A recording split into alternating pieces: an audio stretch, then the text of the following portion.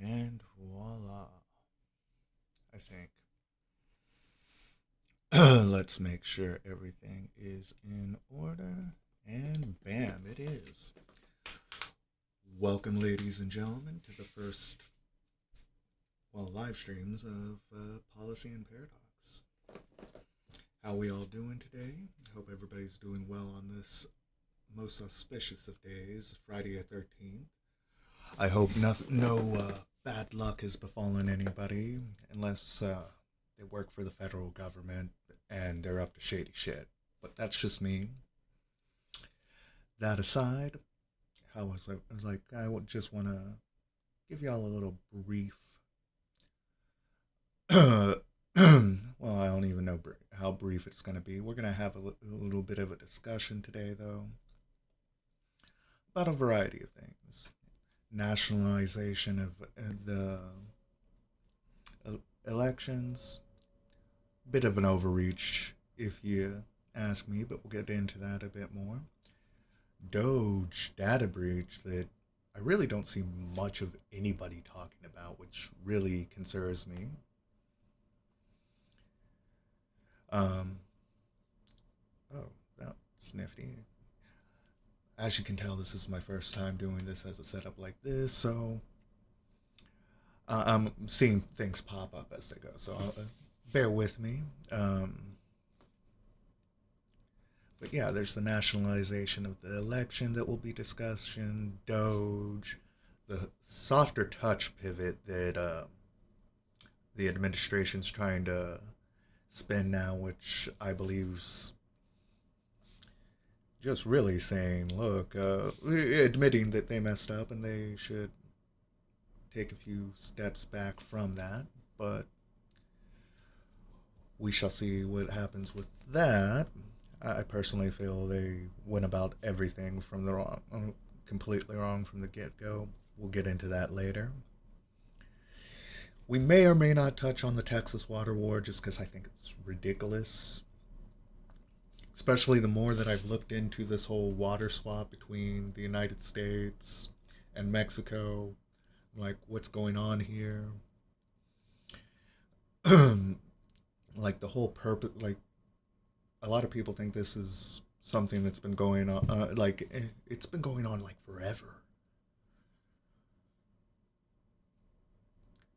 The Texas gerrymandering, we'll probably touch a little bit on that. Distractionist policy, that we're gonna hit on big time because that is a real big problem that honestly I think too many of the people that are trying to bring about change, they focus too much on the distraction rather than calling the bluff of the action that we're really talking about. Uh, well, also, like, as you heard, like from that list, you noticed that we're talking state and federal things. If you haven't gathered, I reside in the great state of Texas, even though sometimes my state government pisses me off. But me and my buddies in high school used to have a saying, "Don't bitch if you ain't gonna play the game." Here we are. I'm playing the game. I'm gonna call out the stuff I don't like on just about all three levels. You heard federal and local there. Um, my city is actually looking to install a data center somewhere on 1,800 acres of land. A lot of my fellow residents I don't think a lot of them really read into or educated themselves enough to be having discussions on said things. Um, it looks like they read one article and they just repeated from there rather than several. And it's generally a news article rather than a scholarly article or a medical article. It's like everybody wants to pull something kind of causes cancer out of their wazoo, but that's what we're here for, is to provide open discussion, education, talk about everything that goes on through every level of government that I disagree with or I have an opinion on. There's going to be a lot of social issues that we will discuss. And there's going to be really, I guess this is where I should give y'all a little bit about me. Back in the day, I was a bit of a rabble rouser, like anarchist, anti government, and I was very vocal against a lot of things back when I was like 17, 18. And then, well, then you get the rowdy years where you focus a bit more on having fun than paying attention to the world deteriorate around you. And I've been paying attention to what's the word I'm looking for? The repercussions of not just my inaction, but the inaction of many of my generation. People that would sing their hearts out, along with bands like Green Day, Rage Against the Machine.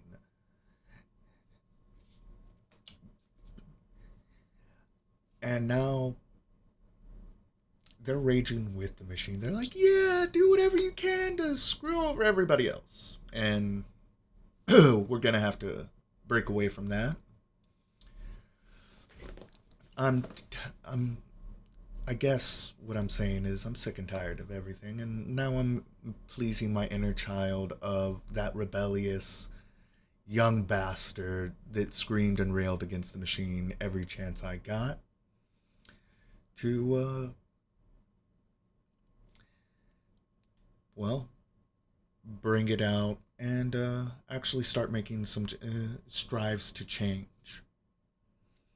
They say be the change you want in the world, so later this month I'll actually be attending a town hall to speak on the data center that I mentioned earlier.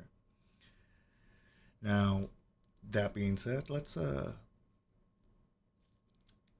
go ahead and get into some of the finer points of why we're here today and the why. Like initially, I was just gonna do short form, or like, well, not short form, long form, structured videos, and I'm gonna do a few of those. So I'm gonna do like one of those a month and a bunch of short form. But there's so much going on that I figure a weekly live is going to be needed to address some of the issues. And,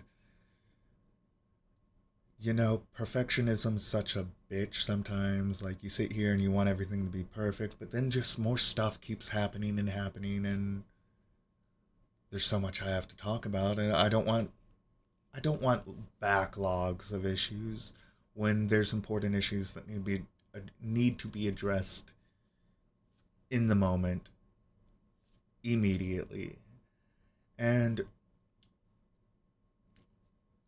I get, as Americans, we all have different views of what America should be. But I think there's a few core things that we should all agree upon. And that's where we're here, to have those discussions. And we can work together to meet in the middle anywhere else. But I think we can all agree that under no circumstances should the federal government be murking American citizens in the street. Um, I get the fact that immigration's a big issue, but there's a better way to handle it than we've been handling it at nauseum. Like, immediately we started National Guard marching into states that didn't ask for help. California honestly makes a wee bit of sense just simply because border state. But when you have ICE and the National Guard going into other places for ridiculous reasons, like you have ICE anywhere but border places or places with high agricultural employment, you're kind of telling me you don't really care about immigration as a whole as a campaign of terror in places that disagree with you. Now, our president, and yes, I say our president, even though I didn't vote for him, even though I didn't want him, the man was elected by our country. I'm not going to say we were robbed. I'm going to say certain people were conned. Most definitely, certain people were conned. Also, certain people were just disillusioned. If you look at the numbers between the previous election and this election, people just seem to stop caring. And this last year, if anything, we've learned the price of not caring, saying that everything's going to fix itself. We have a number of American citizens dead by the government that's supposed to protect and serve them, to which is a breaking of the covenant that we the people have with our government. Now, brought up that covenant, it's going to be a recurring theme here on Paradox and or Policy and Paradox, because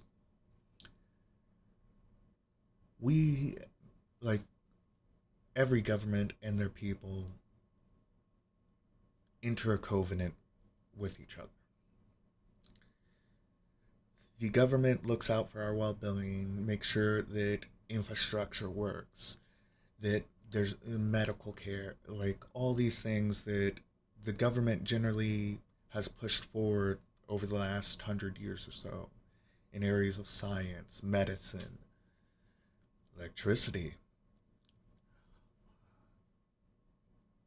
And our part of that is we pay taxes.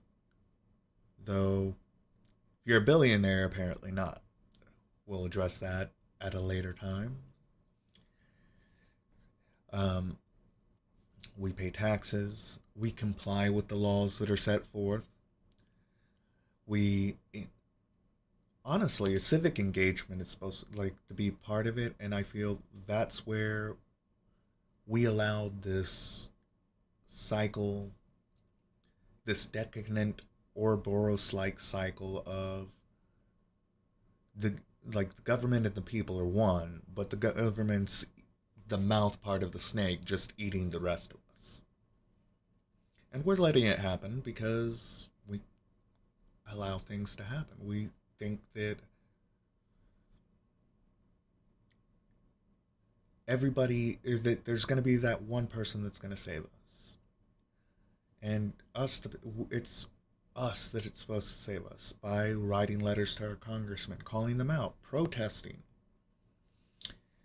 And see, that's what bugs me about some of these ICE protests that people are the MAGA seems to have a problem with, but they did not seem to have a problem with about 10 years or so ago in Nevada, where a group of ranchers decided to face off with the ATF because they didn't want to comply with the federal order. It's like a 2-month long fiasco, if I remember correctly. If I'm wrong, I'll eat those words, and I'll admit it. I'll say I was mistaken. But there seems to be a double standard of people's thoughts of when opposing the government or standing against them is righteous, and when it is a crime. And the real denominator of it, it seems, is who's doing it. What do they believe? What political aisle do they stand on? Because if they stand with you, like, okay, no matter what they do, it doesn't matter anymore, it seems. And that is heartbreaking because it's really against everything we value as Americans. We're not supposed to have two tiers of justice. We're not supposed to have two tiers of taxing. And like, just because you make more money doesn't mean that you should be paying less than the people that make less money. Like, that drives me nuts when I hear stories of that. And it should drive every one of you nuts. Like, there is so much going on in this world that needs to be addressed, and we're gonna do it together in a variety of formats. Like I said, I'll be going to this town hall to talk about the data center. And you know what? Maybe I'll do a couple of interviews with people, see where they think about it, where they got their information from it, and if they're open to change their mind with new information or proven, or in the fact that their information was disproven. Like, that's the big thing that I think all of us Americans need to get a little bit better at is we're not always right, and at some time there are times where things that we at once believed right no longer hold true, and we need to be able to say, look, like, yeah, at this time this is what I believed. I don't believe that anymore for this reason. I got this information, and that's okay. It's okay to change your mind due to new information. But what's not okay is to, no matter what information you get, turn a blind eye to horrendous cover ups, crimes, just because they're your guy. And now we're gonna touch into pretty much the biggest thing that everybody cares about in this country. Like, because, oh my god, just curious, if y'all didn't watch any of the Pam Bondi, just go watch the highlights of her in Congress this week. Oh my god, I have never seen somebody so blindly, like, because you could tell that she knew she was in the wrong for a lot of this, and just trying to be like, no, no, I'm right, you're wrong. Um, and then apparently the Dow being up, like, what was it, 50,000 is an excuse for pedophilia being on the rise. I don't know how we got here like that, but I don't think that that's an acceptable trade off. Oh, well, Epstein, we don't care about the Epstein files because the Dow's doing good? I'm sorry. We're not going, like, that that doesn't justify you not doing your job, Madam Attorney General, or whatever title you have that you probably shouldn't have. Now, are we gonna get into a whole deep dive of stuff here tonight? Probably not. Like, we're probably gonna sit here, have a little bit of a conversation, give you a little general knowledge about myself, like we have. We'll talk through a couple issues. Like, I do have. Oh, okay, there we go. There's a lot, pretty much, that we do need to discuss through the time, but I didn't have the proper time to get everything set up the way I wanted. But I did want to address a couple of things going on, mainly Pam Bondi. Like, how are you going to be in charge of the Department of Justice and then try to claim that you don't know anything that they're doing? Are you going to tell us you have the Epstein files and then it doesn't exist? I mean, honestly, I would have been a lot more comfortable had you just said what you said earlier this week from the get go. There are so many high level people here from around the world that the system would crash and burn. Wouldn't care. I would still want to know who everybody is. That's absolutely irrelevant. Like, if we need to force a hard reset, let's do it. We shouldn't be sitting here covering up just because, oh, things might get difficult for a bit because a lot of high positioned and powerful people in government and corporations, whatever it may be, should be in jail. And, like, honestly, depending on the whole depravity and the level of involvement, I'm all for some extreme punishments. I'm all for castrating pedophiles. I'm all for fighting, like throwing these people away and locking away the key. Hell, what was that movie? Condemned with Stone Cold Steve Austin. Let's just throw them all on an island and let them fight it out amongst themselves. Say that they're going to get their freedom, and then we throw them on an island with the next batch of predators. Just keep the cycle going. No freedom. Like, oh my god. Like, the amount of people with sex crimes that get put on probation in our country is sickening. Just because you're from an affluent family should not justify you getting away with being caught red-handed raping someone. And at that point, I'm talking about Brock Turner. Too long we've had a two-tiered justice system, or actually, I won't even say two-tiered. It's multi-tiered. Like, and it's a slippery slope, and we need to nix that. That being said, what do we do? How are we gonna fix this if certain people don't want to accept reality? Like, forget the two-tiered justice system. In certain ways, some of us are just living in different realities from the other. Like, somebody can say something. I'm not gonna make this a left or a right thing.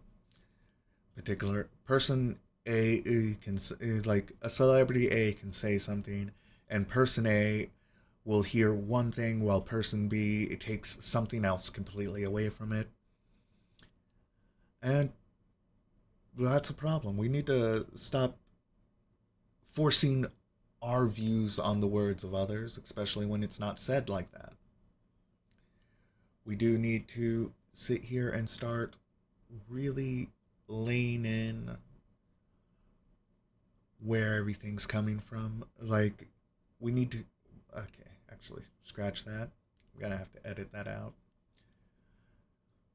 Uh, but we need to start really listening. Really listening to understand rather just to respond every time. Everybody wants to be right. I just want us all to get better. Like, better than we were in the past. Like, I think Make America Great Again is a ridiculous statement because, let's be real, our start, bit rocky, whole lot of things that weren't necessarily great about the start of our country. Not saying anything negative. It is what it is. The past was a different time. It sucked. But as times progressed, we did get better. We became greater over time. So we should focus more on being greater than we were yesterday rather than being great again. Being great again is fucking ridiculous. Like, that means, A, we lost it. And objectively speaking, from 60 years ago, I think we're okay. Pre all this recent political upheaval and bullshit, we weren't doing so bad. Race relations were slowly but surely getting better. The wealth gap, that that was one thing that we probably should have started tackling next, but well, we got to where we got now, and like, again, people got conned in believing a rich guy gave a fuck about anybody below a certain tax bracket, because he doesn't. Never has, probably never will.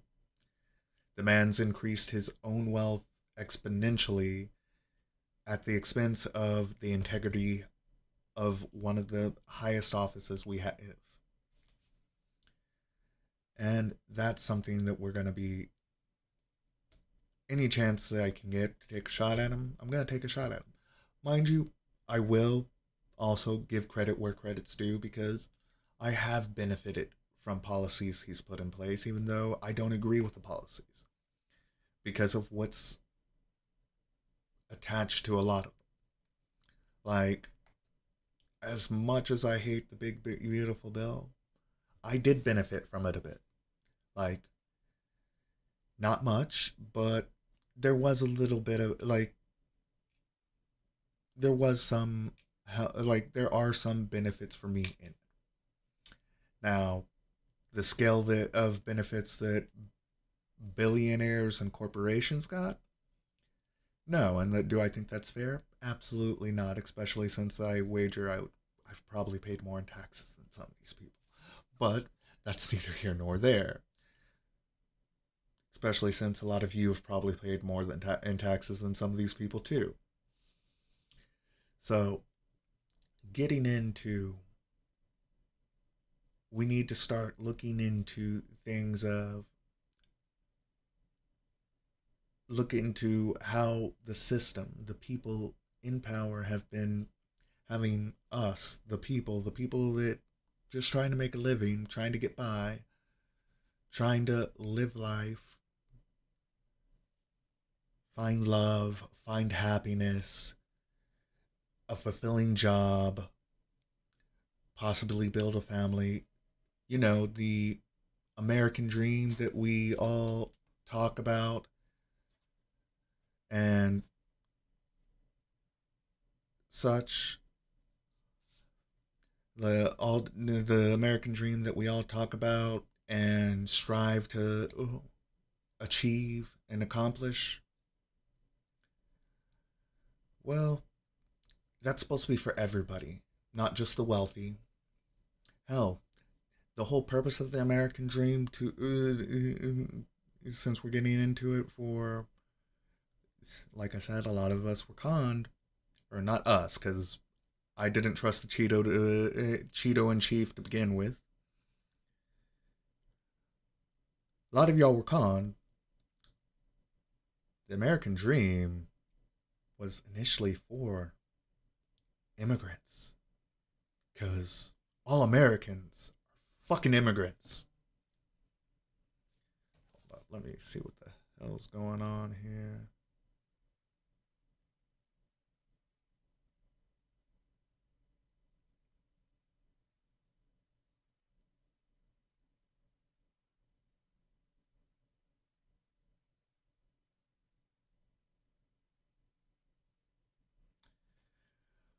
But you know what? We'll pick this up another day. I'm gonna edit this up. We may even come back this weekend with something a bit more structured once I have everything laid away. But till next time, I do just want y'all to ponder, if you will, on who's really taking anything from you? Like, who's really the threat to your American dream? Because I'm gonna tell you something. It's not immigrants. It's not that person of color. It's not your neighbor. It's people that you don't see, people that look down on you. Those are the people that you need to start paying attention to. Pay attention to how some of these people, or these politicians that you like, speak about people. And that'll give you a good sign about where you stand with them. Till next time, my friends, stay safe.